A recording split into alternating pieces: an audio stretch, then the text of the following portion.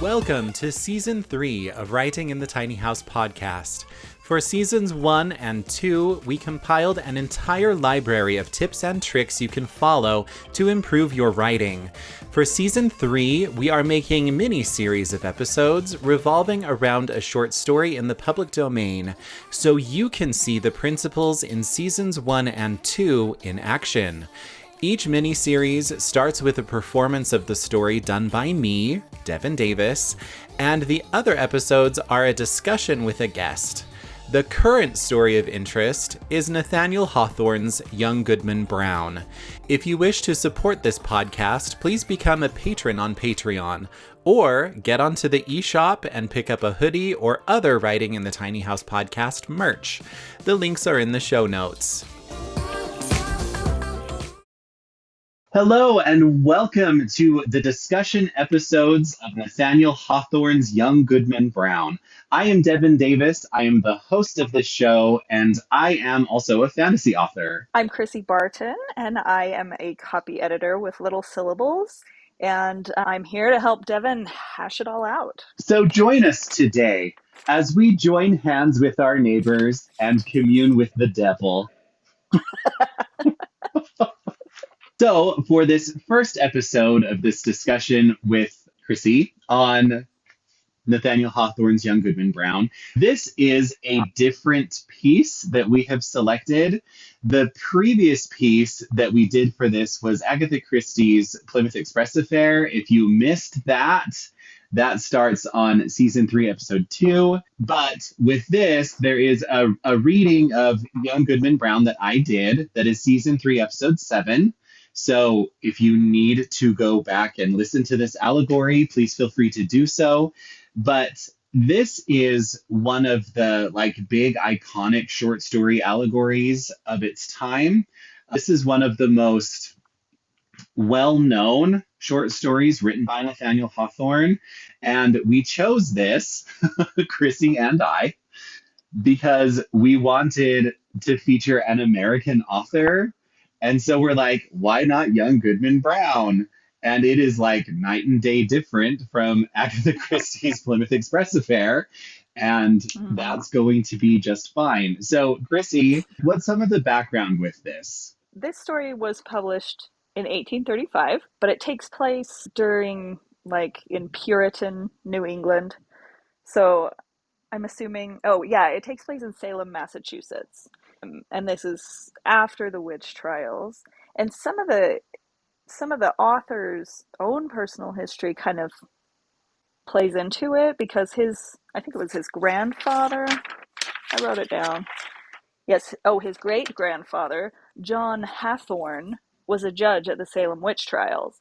And so he had a personal connection to the Salem witch trials as well as living in that area. And so there's also the history that comes up between the Puritans and the Quakers. I can't remember if that's mentioned in the story. Do you remember anything about that? It is mentioned in the story when Goodman Brown is talking to either the devil at the beginning or the devil at the end, because they're not the same devil.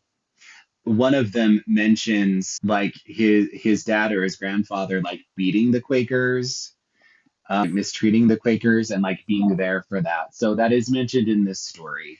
Right. And it also mentions things about the wars with the Native Americans, saying that young Goodman Brown's ancestors were involved with that as well. So there's a lot of history that kind of goes into this story.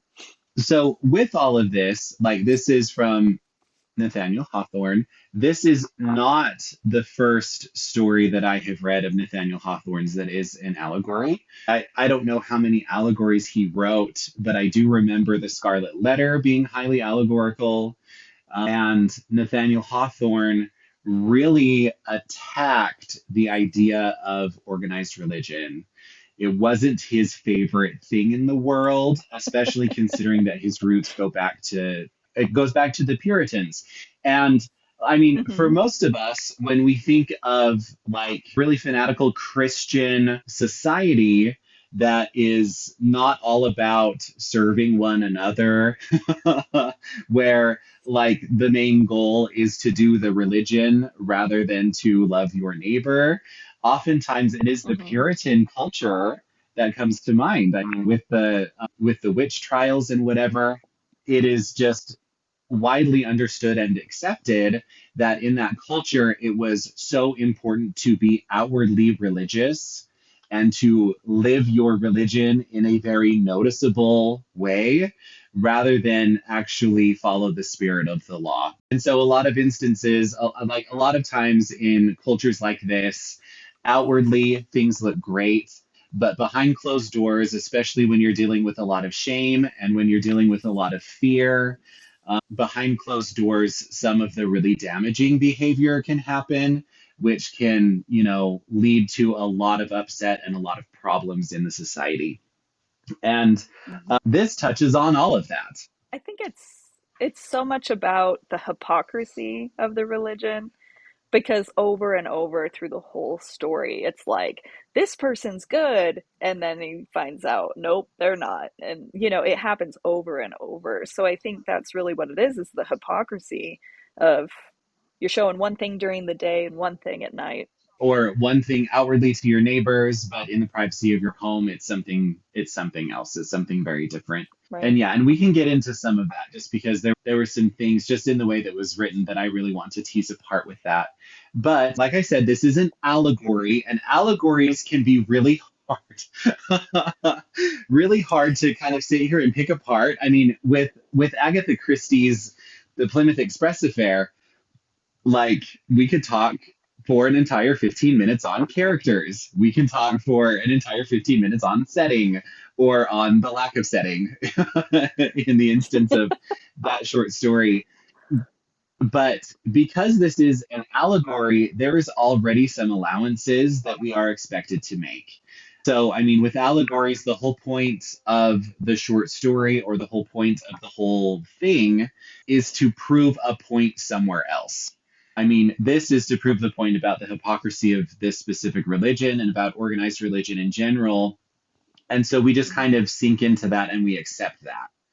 And we understand that as we're reading the short story and as we're kind of connecting with some of the things and some of the elements there, it's okay if the writing kind of misses a step or doesn't fully flesh out something, just because the point of this is not actually to tell a story, it's to prove a point. Whether it's Right. about religion, whether it's a political point, or like morality in general, or whatever. And usually allegories have a moral lesson about them. And so it's no different from this. And so when we get into some of the more nitty gritty things a little bit later, it can be difficult just because it is hard to say if things are left out and unclear and ambiguous on purpose or if they weren't, just because it's an allegory and things tend to be a little bit incomplete anyway, from the Right. standpoint of storytelling. So what specific things did you feel like were missing? Specific things that we're missing. Yeah. Well, let's talk about that when we dive into the characters. This is just the intro of the discussion episodes, just to share some history, just to give a little bit of Right. insight on what allegory is and what it's for. So let's go ahead and end this and start episode 2. And that is it for today. Thank you for tuning in. If you wish to support this podcast, please become a patron on Patreon or pick up some merch from the eShop. And be sure to follow me on social media. The links to all of this are in the show notes. And as always, have a good time writing.